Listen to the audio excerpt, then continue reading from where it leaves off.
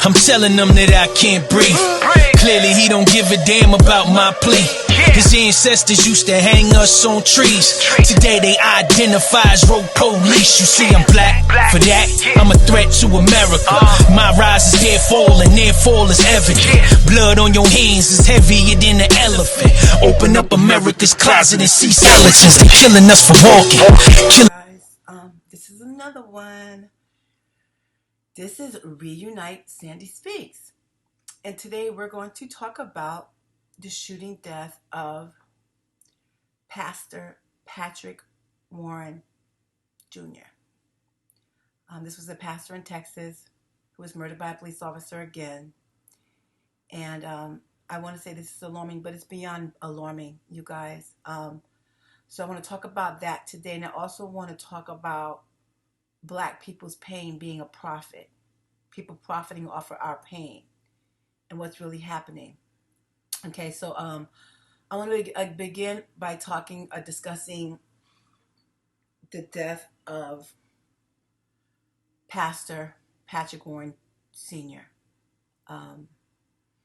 He was murdered by police officers when his family called for help because he was displaying some mental health challenges. So this is really very upsetting to me, and I'm really struggling making these videos, you guys, and I apologize, and it has a lot to do with what's happening in my own life, but I want to really disseminate this information, and I want it to be compelling, and I want you to be interested in hearing me and listening, because I'm not making this video to make money, to become popular. I really want change. We are seeing Black people be murdered incessantly by police officers. And what's troubling to me is that what I know is that what we're seeing is probably a very small percentage of what's actually happening. Black people are being murdered by police officers. Black people are just probably being murdered by even you see what happened at the Capitol, okay? You see what happened with Ahmaud Arbery. They're going to cover up these murders. The white power structure is in control, and they have a lot of power. And it's my goal to create equality and level the playing field. And I know that sounds, if you're sitting where I'm sitting and you're seeing what I'm seeing, the conscious mind's probably thinking, there's no chance. But it is. Black people, okay? All hands need to be on deck. Ice Cube made this big to-do in the beginning of the election, during the election time, about Black people wanting something for their vote. Black women put Biden in his presidency. Yes, other people contributed, other people voted, but Black people vote was kind of like the decision maker. How they voted kind of tipped the scales, okay? That's why all those races stormed the Capitol. The common denominator is that they're racist. And this is why they support Trump. If you ever listen to anything they say or do, they never talk about his politics. They talked about, we Blue Lives Matter. We see what happened, what they did to Blue Lives, right? So where I'm going with this is that I want to really make change. And there's different ways to create change, but the primary goal is for me is to change laws. Now that Joe Biden is in presidency, is going to be the next president, now it's time to ask for something for your vote. And it requires that you have some understanding of politics. Honestly, you guys, I'm going to be very honest with y'all. I don't have a whole lot of understanding of politics. Because of my past experience, I kind of understand the law. To be honest with you, when I have questions, I text my daughter. I say, hey, how does this work? Or I Google it. Okay? So, seriously, they murdered a pastor. A pastor was murdered on his lawn when his family called for help, for mental health help. And it's beyond alarming. It's time that we make change. So what I'm going to do is I'm going to edit in the video if you haven't seen it. And I'm going to ask you please to please watch my entire video. I know they tend to be long. If you have to watch them piecemeal, please do so. As I said previously, it's a learning curve. And as I do this more often, I'm going to be more precise and more expedient about my time. I'm very, very honest with you. This is hard for me. As I say this to you, my stomach is in knots because I understand they're kicking our ass, okay? And it's part of me that don't want to do this anymore, okay? But this is why they do what they do to us. I talked to you before where they used to beat us and whip us. They're trying to beat us and whip us into submission, okay? I love black people. And we are getting our ass kicked, but we have made some progress. Okay, and I'm going to talk about that as we move forward and what we need to do to create real change. I am serious about freeing us from bondage, y'all. I'm dead ass serious.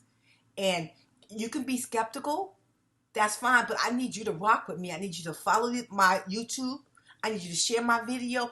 I need you to get involved in the comments. I'm not getting very many comments. I want you to say what you think. Even if you don't like what I'm doing, if you have any negative feelings about what I'm doing, I welcome it because I'm not perfect and I don't always do things properly. I'm a human being. I'm flawed just like everyone else. And when someone says something about me or tell me something about me, then I need to because I know my shit stinks just like everybody else's. So if you engage with me, if you tell me what you think, I'll listen because I want to protect or share my views. And if your views are different or something I say you don't agree with, I can't be my best me without criticism, without being pointed out, you guys saying, hey, look, this is what I think is wrong. This is what we need to do, okay?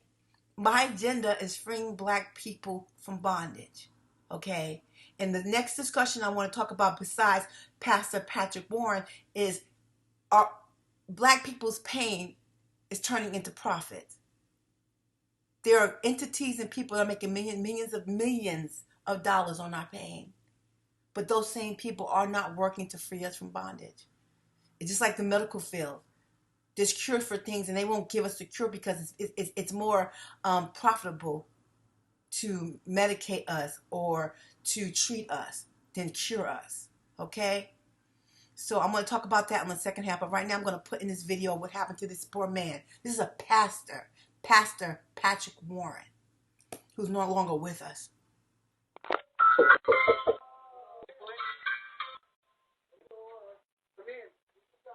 Is the door open?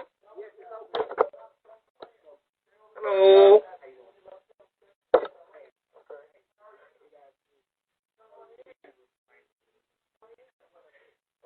Oh, let me. Okay. No. I'm going to walk back out. I don't work like this. Let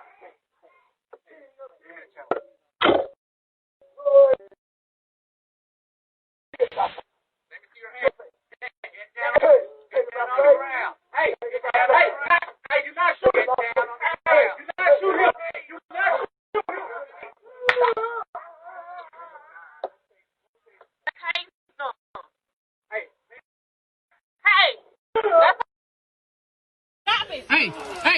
Hey, Dad, sit down. Please.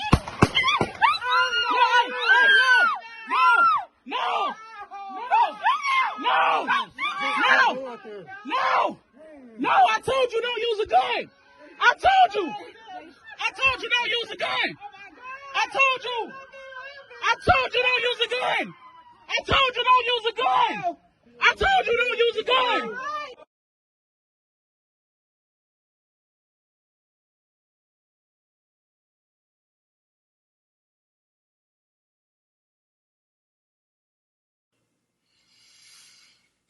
Okay, you watched the video, bro.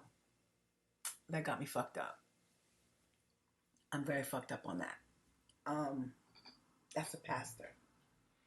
And so let's talk about it right quickly. They called the police, or I don't know if they called 911. I guess they called 911 because the gentleman was displaying some mental health challenges. Okay, that is also going to be a topic of conversation with Reunite. Sandy Speaks.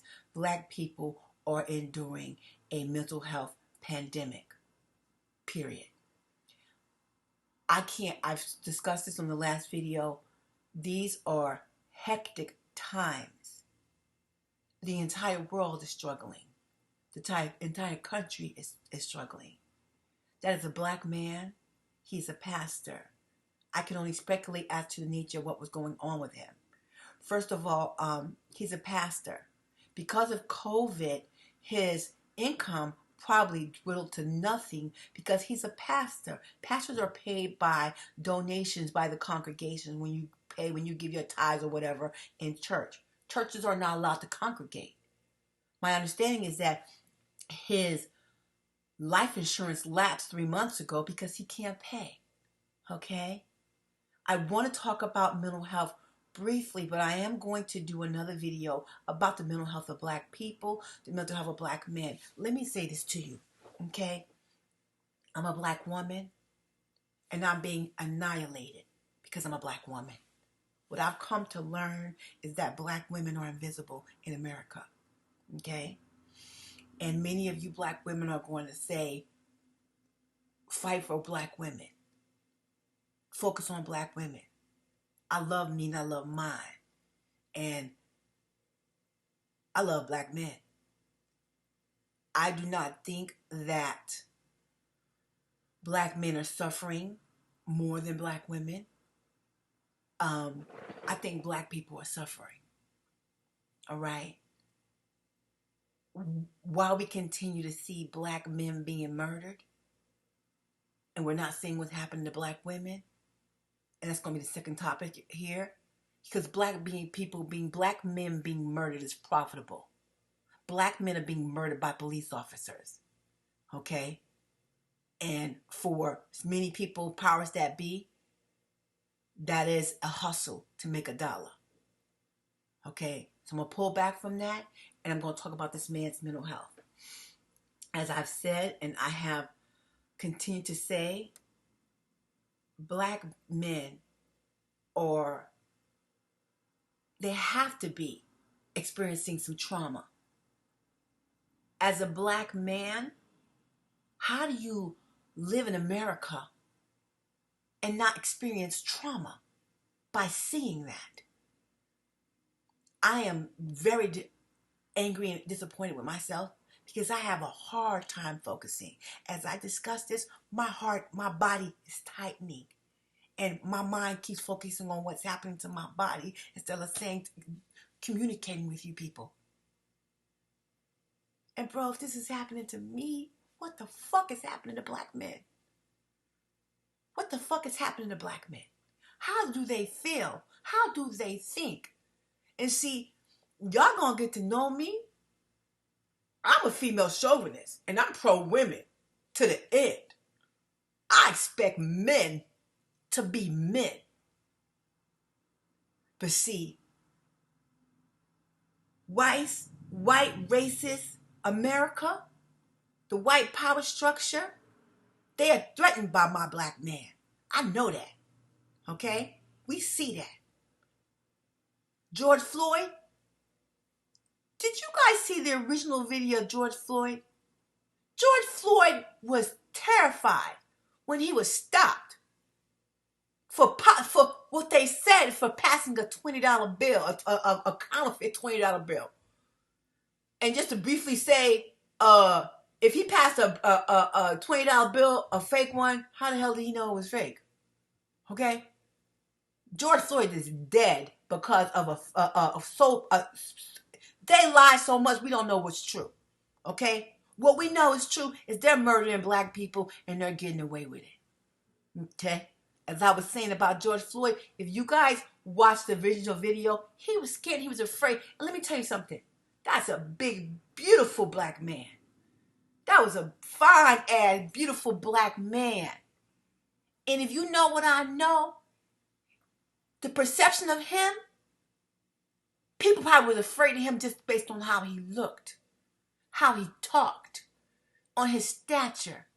And you guys, if you pay attention to, see, I'm conscious and I'm aware and I'm a people watcher. Men like that are usually gentle giants because people, since they were small, are afraid of them or intimidated by them. So they alter their demeanor and their attitude to not appear threatening. Who wants to walk around looking threatening, not want to make friends and not feel relatable or open or welcoming? In my mind, it's me seeing them stop him. In the beginning, he said, "Don't shoot me." I'm talking about George Floyd. They had a gun on this man about a $20 counterfeit bill. I'm going to break it down a notch. Okay? So what I'm saying to you is, the fuck's happening to black men? You married to a black man, you got a black brother, you got a black son. What is he thinking? Where I was going with this is that I hold men to be men. Okay? I don't fuck with bitches. No disrespect to anybody. But I like a man to be a man. That's the kind of chick I am. Okay? So if he's supposed to be a man, masculine, holding it down, showing up for us, do you understand how complicated it is to do that when we have COVID? We have police officers shooting us, that we just get general stigmatized and discrimination in every turn? That's what my black man is going through. That's what he's experiencing. Okay? So they called I guess 911 because the man was displaying some mental health challenges. And so I don't know what was wrong with him or what caused that. But this is disturbing to me for so many reasons. So as time goes on and as we see what's happening, what's going to happen if you are alarmed and you need help?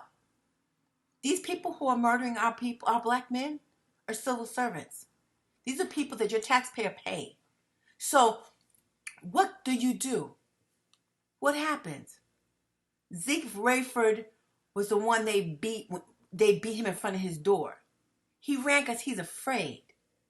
So the point that I'm making is, what kind of psychological effects are happening to black men and black people because of what we're seeing every day? They saying COVID's killing every 8 minutes people are dying of COVID in California. How often are they killing black people? How often are they not killing black men? How often? Because I know they're killing black women. When I'm going through outside of this, they coming for my whole life. Okay? And it's being swept under the rug. So I can imagine how many black women are dying. This is Reignite, Sandy Speaks. Sandra Bland died trying to evoke her civil rights and try to demonstrate to the police officer, you are violating my rights. What you are doing to me and saying to me is not what, you're not doing your job. Okay, I want to make a few points. So what I want to say is that the mental health of black people is concerning. It's alarming, and it's a problem, and it's something that we need to turn our attention to. Again, black people are experiencing a mental health pandemic, and I have focused a lot on black men. And sister, please don't come for me, because I love you. You know who I am. I love women, and I'm pro me, and I'm pro mine. But I understand the gender, that I'm a woman, I play my position. And for a black man, I expect a black man to play his position. But because I'm aware and I've seen, I'm conscious, I know the other man makes it very hard for my black man to play his position. Okay. So the main point is they called the police because this man was having mental health challenges. And they may have been extreme. I don't know what precipitated it. But what I'm saying to you, that may have been an extreme level. On an everyday occurrence, life in America for Black people is stressful. Black people are experiencing a mental health crisis. And many of us, while we still survive and while we keep pushing forward, is that we have grit. And as I sit here and I talk to you and I make myself focus and share the information and try to avoid or ignore what my body's telling me, we push forward.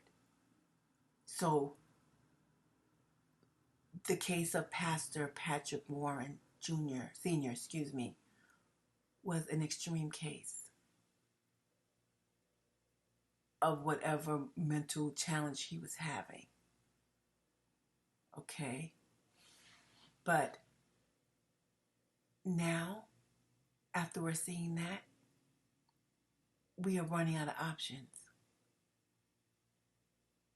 There are entities in departments in place to help people with their mental health. So if we are afraid and we call 911, nowadays we're afraid to call 911 in any situation. You know, in the case of Meg Thee Stallion when she was shot, did you guys see that video? She was shot in the foot. And she had her hands up like she was a suspect. She had just been violated and shot.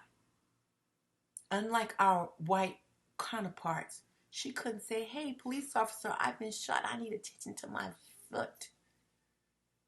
Meg Thee Stallion is an intelligent Black woman who is smart enough to carve out a career for herself. And that comes from intelligence, navigating industry, and being smart. That means she knows to think before she acts. So because she knows how Black people are perceived in America, after she was shot in the foot, y'all, I'm traumatic. I'm dropping. You shoot me in the foot, like, oh shit. But she was shot in the foot, and she did. You guys look for that video on Instagram or YouTube. She has her hands up and she walking, and she's been shot in her foot. But because she knows the history of Black people in America and the police, her instincts, her intellect kicked in to comply. Yeah. Some of y'all out here talking about we don't comply. Because sometimes our instincts kick in to run. Because that's what happens to us. Meg Thee Stallion was conscious and aware and was present. And this probably came from experience. Okay? So, this video and this occurrence of the killing of Pastor Patrick Warren Sr. is demonstrating that Black people are unsafe in America. That our Black man is on the verge of extinction. That as human beings, as American citizens, we don't have the same rights as white people. We don't have the same resources as white people. How many people you think are going to be affected next time they're in crisis not to call 911? We're everyday laymen. We don't know what to do in a crisis. We're not trained for that. What's going to happen? What's going to happen? This is why I'm talking about freeing us from bondage. Okay, now I want to talk about Black people's pain is being used for profit. Black people's pain, people are profiting off of them. And I want to say this to you because I want you to be aware that this is happening. Okay? Because we are all on social media. We are all watching videos on Instagram, Twitter, and so forth. And because I've directed my attention to this, I'm an observer, and I look at trends and norms, and I look at trends. Okay, so I pay attention to what's happening, and what I've come to learn. And I'm not, I'm not gonna name this person or these people, but I'm gonna let you try to figure it out for yourself. Okay, there's a certain white male who he'll share tragic videos on Instagram. He shares content about black people being arrested, murdered, violated, okay, by the police officers. And what I've come to recognize is that he only shares certain content, or maybe he'll share and discuss different occurrences of racial injustice, police brutality, but he focuses more on specific incidents when these incidents are being represented by certain civil rights attorneys. Okay? So what I'm saying to you is, what I kind of discovered is that there's a certain white man who has a strong Instagram following, and he's known for sharing police brutality and racial injustice. He's made a career out of it. But what I've noticed is that he mainly focuses on police brutality that's being handled by a certain civil rights attorney. And so,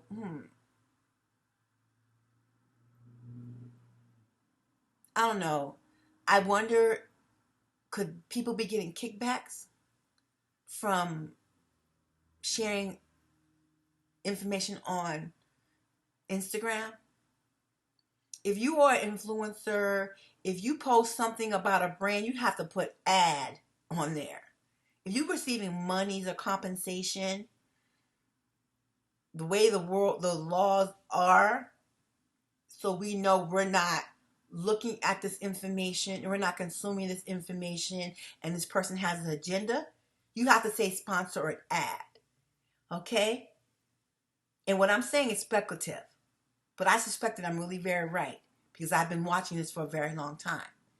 And I don't want to throw a monkey wrench in somebody's hustle. If sis, let me tell you something. You got to get in where you fit in. I recognize that, okay? But my concern is that they're sensationalizing the pain of black people. We are seeing that shit. We are seeing George Floyd die with someone's foot on his neck. We are seeing little boys be tackled by crazy young millennial non-black women. And as we see that, what's happening to us? What happens to your body, your mind, the brain chemistry, the chemicals in your brain, your hormones, when you are viewing this stuff on Instagram? What's happening to you? Your conscious mind's like, oh, bro, thanks for sharing. But no, we know they're killing us. We know they're killing us. So they killing us. So you want to show me they killing us? What you gonna do about it? You saying, hey, they killing us. We black people. These videos are being shared by a white man who can walk in the store and not have a problem. Who police can knock on their door and he got to worry about getting shot. Okay? So you want to show us that they're killing us? We already know. Being black in America is an experience. We have sometimes been known to question each other's blackness. I had some chick come for me on my video about me Bro, I'm a black woman in America. You black people are challenged or discredited regardless of their educational background, how dark or light they are. Black people are challenged in America. Being black in America is an experience, okay? And some of us are guilty of challenging each other's blackness. When you black, you black, you black, bro. So, you want to share this information? Let us see. But what's your end game? Is your end game to free black people from bondage, or is your end game to be known as the guy that has all these videos on his Instagram that sensationalize the pain of black people? What like for Breonna Taylor, I guess there was some, I don't know what her settlement was, like $12 million. Okay, so she got $12 million. Let me tell you something. You cannot give me $50 million for my baby. You can't give me $1 billion for my kid, bro. Trust me when I tell you that. You can't give me $10 billion for my child. Okay? They're getting a settlement, a monetary settlement, but they still out here killing black people. They're killing black people, and there's certain people making profit from it. So what I'm saying to you, when you go watch these videos, you might want to say, so, yeah, we see the video. We know they're killing us. We know they're hiding it. Them storming the Capitol building show us who and what in society hates black people. We know that. So when you write in your book, is your book talking about how you gonna free black people from bondage? What's your book gonna talk about? Are you making money on this book, and the book's content is teaching me how to protect myself, teaching me to be a critical thinker? So when I find myself in this position that I can navigate effectively and minimize damages. Yeah, y'all, I'm a little disgruntled about what I'm seeing, because what I have discovered, the pain of black people is profit. It's a profit. It's a business. And when I look at these people who are making millions, what you doing for black people? That's what I want to talk about. So Ice Cube was like, we gotta get something for our vote.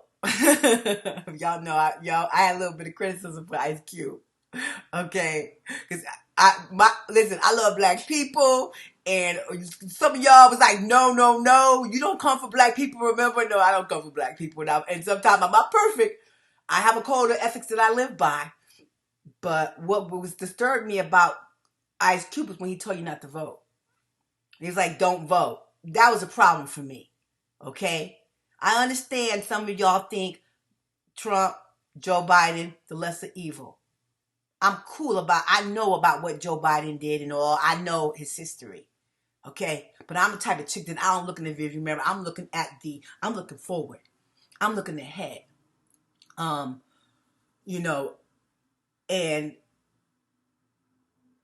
I'm trying to navigate. I'm trying to navigate in a way where we free black people from bondage. Okay? So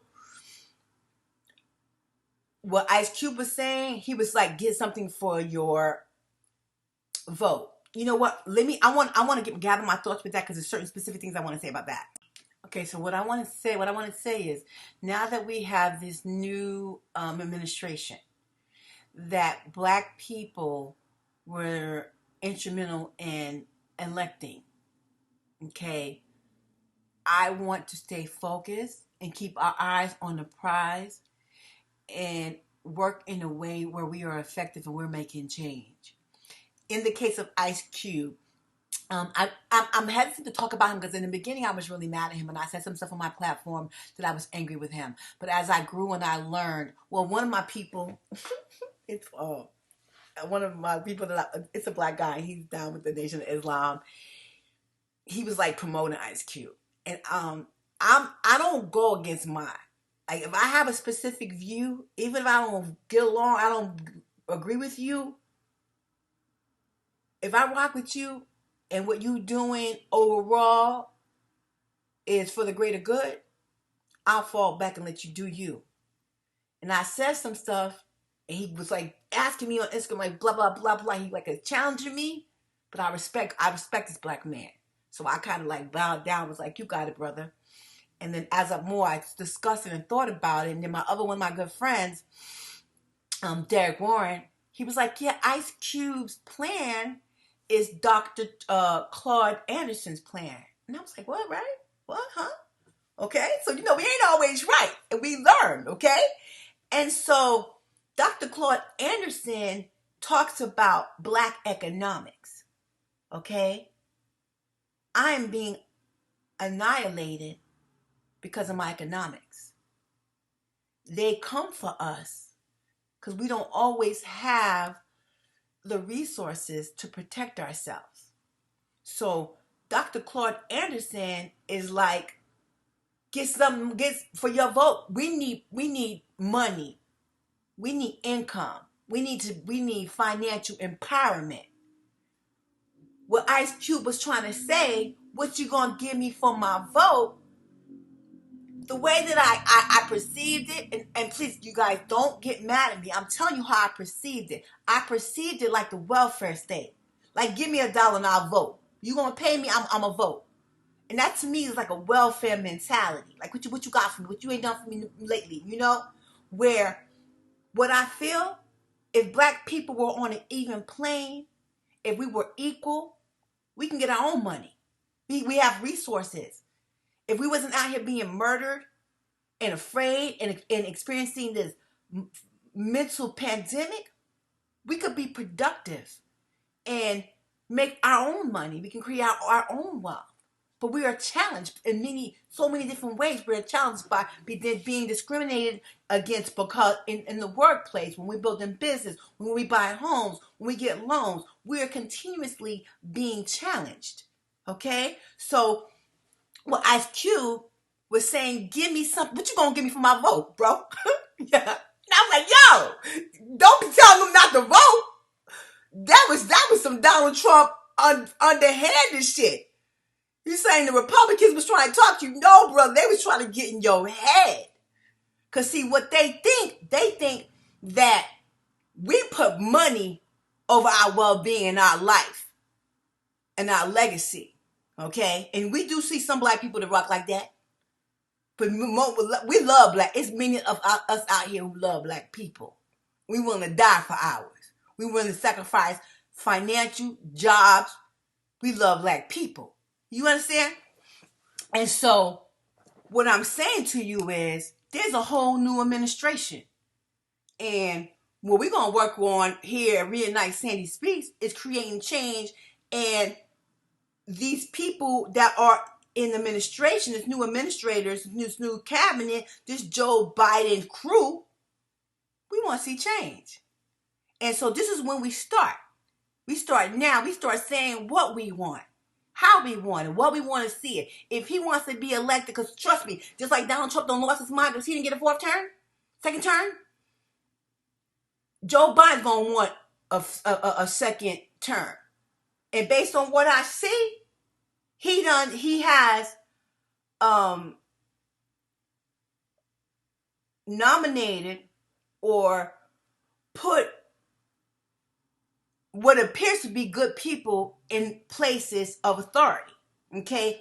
What they do and how they move remains to be seen. See, Dr. Claude Anderson worked in politics.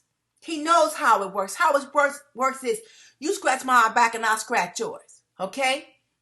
The way politics work is I give you this and you give me that. See, Donald Trump is so powerful. See, Donald Trump, he's crazy. Okay? But people are scared of him and they support him because what I believe, if you take care of him, I think he takes care of you. I think Donald Trump is one of them people, yo, you don't throw me under the bus and you take care of me, I got you. Okay? Just like Kanye West was like, rah, rah, rah, Donald Trump. what happened with Kim Kardashian. Let's call it what it is. How was she successful? I'm telling y'all, this is what Dr. Claude Anderson is talking about. Okay? I'm not a tick for tack type of person. I serve a good God, and I do what's right because it's supposed to be what's right. If you reciprocate, if you give back, if you do for me, I'm grateful, but I don't hold you to it in that regard because I serve a good God, and my intent is I don't do for you to do for me. Okay? I know that's the way it works in politics, and as I move forward and I try to achieve my goals, I'm going to cross that bridge when I get there. You know, I'm not a tick for tack. Okay, but I am mindful of the powers that be and what's necessary. And there's certain things I will do and certain things I won't do. I worked in corporate America over 10 years ago, and that's one of the reasons why I left corporate America, because I left during the housing crisis, and I worked in finance and banking, and Black people were being victimized back then, and I have integrity, and I have to be able to sleep at night. So I do for you and for mine because it's the right thing to do. I want to go ahead and also talk about real quickly a specific bill and a specific person, a politician, really quickly. Let me get my notes together so I can tell you. Okay, so if you guys remember, if you've been watching Reignite Sandy Speaks, I have different objectives, and one of the objectives that I had was to create a list. And I'm going to do this. I'm going to create a list of those people in power or in authority that had a history or incidents of violating Black people. What I've come to learn is that the Congressional Black Caucus had already introduced a bill called George Floyd's Reform in Policing. And their agenda was very similar to my agenda. On this bill, it was going to create a database of police officers who had a history of excessive force or killing Black people. Another thing that this bill also did was going to lower the standard for finding police officers guilty in violating or using excessive force or murdering Black people or just harming Black people in the line of duty. And so so the person's name, Karen Bass, is a California U.S. representative, and the other gentleman is a senator, a Cedrick Richmond. He is a senator in Louisiana, I believe. And so, you know, all these, this was my agenda, okay?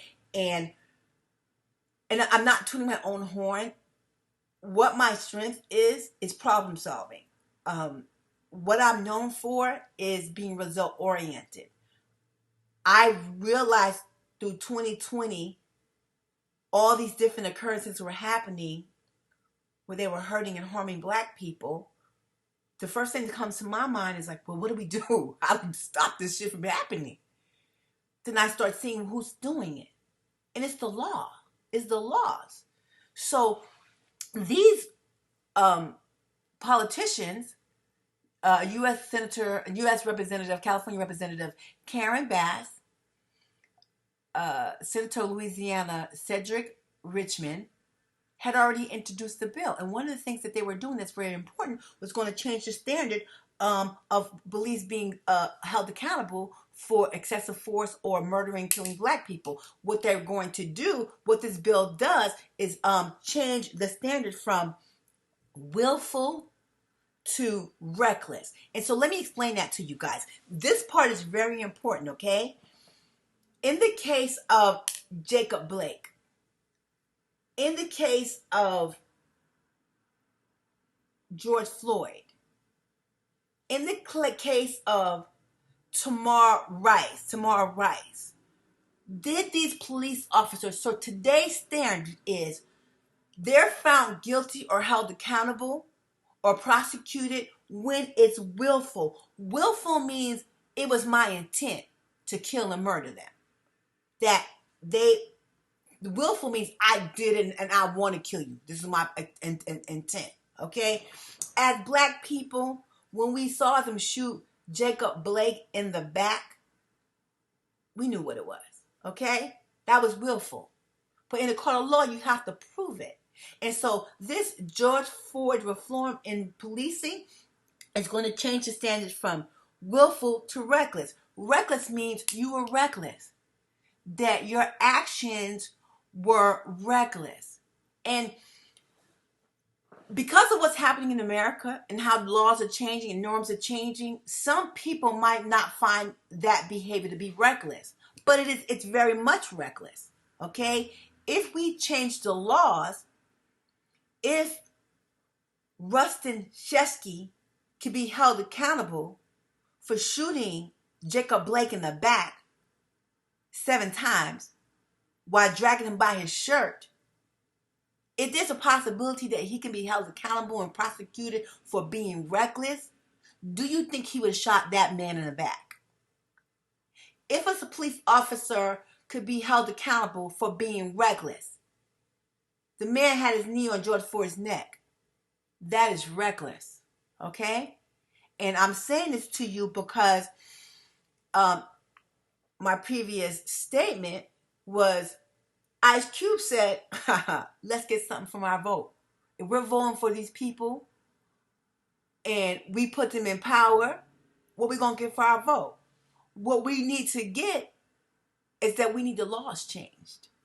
And we need people on our behalf speaking for us who have the same agenda we have, that working in our favor. You understand what I'm saying? I want to put in this video this Senator Cedrick Richmond, praise God. I want you guys to see this real quick. Take a look at this. You guys may have already seen this on the news. If you follow politics, y'all, I'm going to tell y'all, I wasn't really into politics. Okay, that wasn't my thing previously. Again, I told you my stuff was fashion and mental health. And this is my calling. And so I'm sincere about making change. So you guys look at this video real quickly, okay? And I'm going to just start by saying I am absolutely sitting here offended and angry as hell. And I want to explain to what we always say is how we refer to each other, my good friends on the other side. By the time I'm finished, you will be clear that we are not good friends. As a black male who went to the 5th best public high school in the country, who was a victim of excessive force, who has a black son, who has worries that you all don't.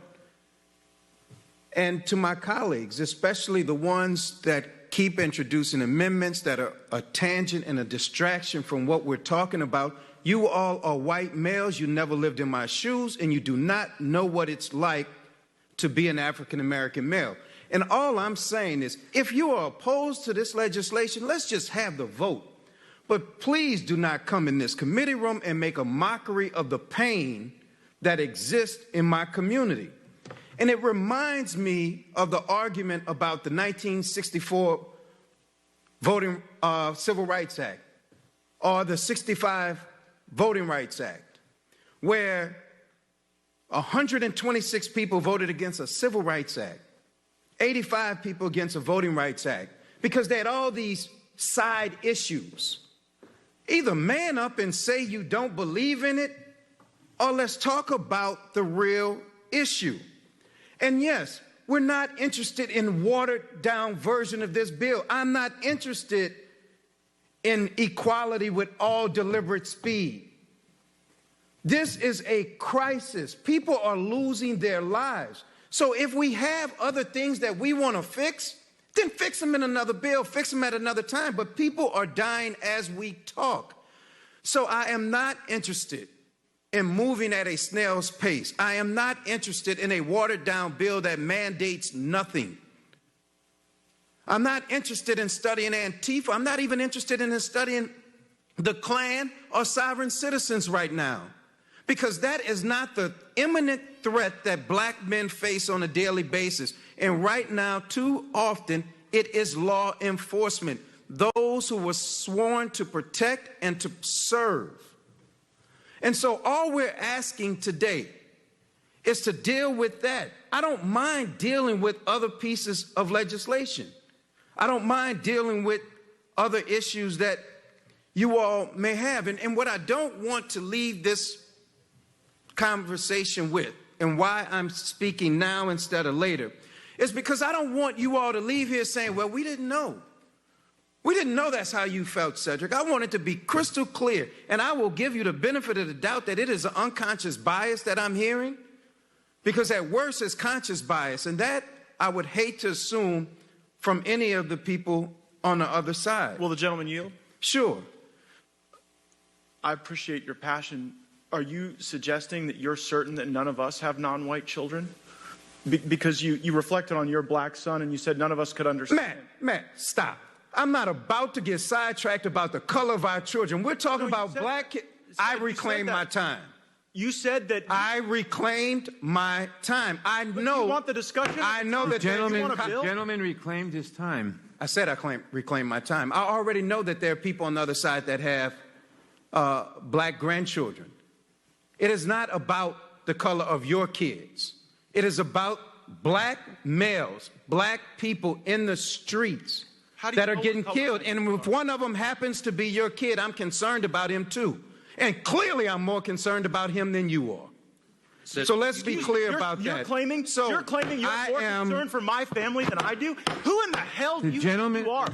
If the shoe fits. Listen, you don't know how much we care about our families. Kick, dog, holler. You should take those words down. I know you care about your family and love your family. The gentleman will suspend. The gentleman will suspend. The time belongs to the gentleman from Louisiana. Cedrick, would you yield? Was that a nerve? Yeah, you damn I yield right to the gentleman from Louisiana. I say this honestly. I appreciate you yielding. You are my good friend, and we hail from the same state, and I respect you and I love you. And I say this honestly. If all that you said is true, and I believe it is, then why didn't the Democrats allow us to assist with this? Why draft a bill in the dark of night in a back room somewhere and then present it to us whole cloth? If you really wanted us to work together, and we want to, why not give us that opportunity? Do you have an answer for that? You know, I do have an answer for that. Because you all were in charge for a while. We've been in charge for a while. I have been singing this same song since 1991. People on the streets right now are demanding action right now. We saw what was just presented in the Senate. It was a watered-down bill, and right now this is a national crisis. And we don't want to move with all deliberate speed. So those ideas that are good, we are willing to meet and to talk about. And the author of the bill, Ms. Bass, Congresswoman Bass, has indicated willingness to continue to work as we go forward. But as of right now, this is a critical emergency for people in this country. And I just think that we should not debate everything from Flynn to all this other stuff. We know what we're talking about in here. Let's vote it up or down. Time of the gentleman has expired. Free. When black people get free, everybody gets free. Black lives matter. Period. And so I would yield to any of my colleagues on the Republican side who can unequivocally say, as we calibrate where we are right now, that black lives matter. Thank the gentleman for yielding. Does the gentleman believe that all lives matter as well? I think black lives matter. I think all lives matter. Reclaiming my time. Can anyone on the Republican side say unequivocally black lives matter? Unequivocally all lives matter. Why is that a problem to acknowledge? Reclaiming my time. I think it's clear that my colleagues on the other side would like to put up a straw man to not have the uncomfortable conversation that we need to have about race. Typically in police shootings, most of the focus is on the conduct of the officer, and we never get to the harder part about the systemic issues we have in our country. Nobody is disputing that what the officer did here with Mr. Floyd should be defended. So we have to have the harder conversation about systemic issues and policing. Instead, we get this straw man of, well, you're trying to defund the police. Nowhere in this legislation is anyone seeking to defund the police. So until you're willing to get rid of the straw man, get rid of the confusion, get rid of all of the different tactics you're using to avoid the hard conversation about race in America, we are not going to get where we need to be to have equality, not just in policing, but in Will the healthcare, gentleman yield? in jobs, in education. Will the gentleman yield? Black lives matter. I'm I sad can say to say no one on unequivocally, the other black side will lives say do it. matter. Unequivocally, black lives do And I'll matter. yield to Mr. Every life is precious, God-given, and black lives matter. Unequivocally, every Thank you, life is Mr. Phil. important. Thank you. I yield back. The gentleman yields back. Mr. Jordan. Thank you, Mr. Chairman. I support the gentleman from North Dakota's amendment. It's a good amendment. And the gentleman from Florida, Mr. Gates, is right on target. Cops wear body cams, but the FBI agent interviewing a 3-star general doesn't have to record that conversation? That makes no sense, especially when you know the facts around that conversation that took place. Remember, in January of 2017, January 4th, 2017, the agents on the Michael Flynn case, 3-star general, served our country for over 30 years. The agents on the case said, we want to drop this case. There's nothing here. They didn't want to pursue it. But what happened? The director of the FBI told Peter Strzok to tell the agents, no, no, no, don't drop the case. We're going after Michael Flynn. The next day, January 5th, 2017, Jim Comey meets with then President Obama and talks about Michael Flynn. And what happens 19 days later? What happens 19 days later? These agents, not my words, Jim Comey's words, these agents are snuck into the White House. Mr. Comey doesn't follow the proper protocols, the proper process. He doesn't notify the White House counsel. He sneaks them in to set up Michael Flynn. And there's no recording of that interview. There's the 302 notes. And guess what they do with the notes? They change them months later and prosecute a general, prosecute an American citizen based on that. And all the gentleman's asking is, let's fix that. Let's at least have an audio recording of that conversation that took place. And the Democrats say, we need to study it. What? Let's just pass it. That is as Mr. Gates said, let's get with the times.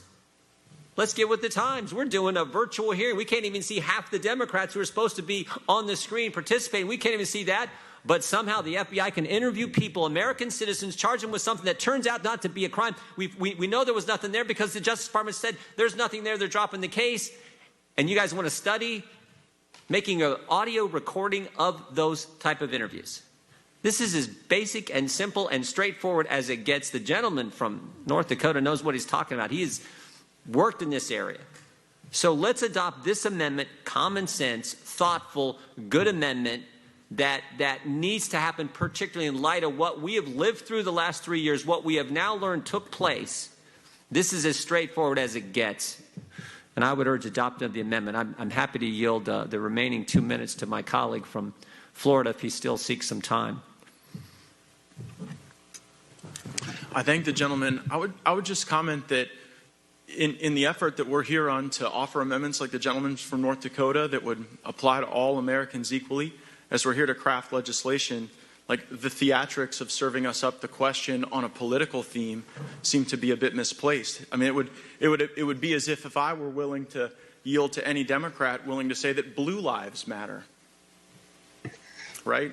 Not super productive. So I think if we acknowledge that all lives matter, that there are definitely problems in our society that we have to solve, that Congresswoman Bass has put together some very compelling ideas that we should evaluate in good faith, that the president has already acted on some of Congresswoman Bass's ideas and by trying to get to the root of these challenges and these problems. I hope that would be the way we would continue the hearing. I yield back to the gentleman from Ohio. Mr. Chairman, I yield back. Gentleman yields back. Ms. Jayapal. Black man. See, that's what I'm talking about. Black man. See, y'all, shit is getting thick because we're waking up. We're waking up and we're getting educated and the right people are in power and things are changing. Shit is real thick, y'all. Don't get me wrong, okay? Y'all, I know it's bad, but in order for it to be better, we have to make change. All hands have to be on deck, okay? Everybody needs to be down and join the party. this brother, y'all, oh shoot, what's his name? Senator Cedrick Richmond. Well, you guys, I would happy to tell y'all he's now an advisor to Joe Biden, president-elect, or when you see this President Joe Biden. So when Ice Cube told you you need to get something for your vote, bro, it's time to cash in. That's what I'm talking about. It's time. So I need y'all to get on this journey with me. I am navigating and I am learning. My goal is to hold these racist judges accountable, to change the laws to where they can be impeached, like they're impeaching Donald Trump for a second time. See, this is okay. I'm gonna say this. I'm about to wrap this up. Those people stormed the Capitol because they're afraid and they're threatened. I'm gonna ask you to be focused. I'm really concerned about your mental health. I've got a lot on my plate. I'm going to do some videos about mental health. Previously, what I did before my negative situation is my goal was I had a business. I was building a business for women in mental health. I was married to a man who has a mental health background, and I helped him study for his credentials, so I learned a lot about mental health. I dealt with sadness and depression myself. And I told y'all, I'm a critical thinker and I'm result oriented. When I was sick and I wasn't having a hard time, I was like, yo, what do I got to do? How do I make this go away? So I started learning about mental health and the effects of it, signs of it, how to cure it, tools to change it, to improve it. And so I'm going to talk about mental health in previous Reignite Sandy Speaks video, but one of the ways that's going to alleviate this mental pandemic is for us to be freed, for police officers and sheriffs to stop breaking in our homes illegally, killing us and shooting us, okay? We are all bombarded with all this social media news. We see this happening to us, okay? And y'all, because again, I study things. Things have to get real bad sometime before they get better. And those are called breakthroughs, okay? So please come on board. Please watch my video. Please share my video. Please comment with me. Talk to me. If you want to join me, what I can't stress enough, cohesion is our equalizer. Okay? Ice Cube said, get something for your vote. This is the beginning of a whole new administration. Let's not get distracted by busted drama, BS. Let's get focused. And to House Representative Karen Bass, thank you, sister. To Senator Cedrick Richmond, yo, I get excited, yo. I'm not even gonna lie, bro. I love me an intelligent black man. I ain't gonna play, okay? Who's not afraid to speak and say the truth? Who's down for his and mine? See, I ain't gonna get we're gonna have some conversations because y'all be coming for black men, and I'm gonna discuss that with you in another video, okay? Word. We're gonna that is a sore subject for me. Coming for black people in general is the issue for me, okay? But I know the truth is distorted, and I'm here to shine a light on what's real and what's not. So thank you. This is Sandy Speaks. Please come back, subscribe, share, and engage with me. This is Sandy Speaks. And us for jogging, kill us in our homes and fabricating and hiding. When we had Sandra Bland's and Trayvon Martin's, if when you kill us, your family was a target. If your children was orphans, when you had compassion and next time you approach us, yeah, we fed up, this is built up. Your city up in smoke, homeboy, we had enough. And I ain't enticing riots of violence, heighten the climate. I'm saying you smack me, I'm punching you in your iris. Retaliation is prescribed in both Bible and Quran. In the matters of the slang, see an eye for an eye, especially if the Justice Department do not comply.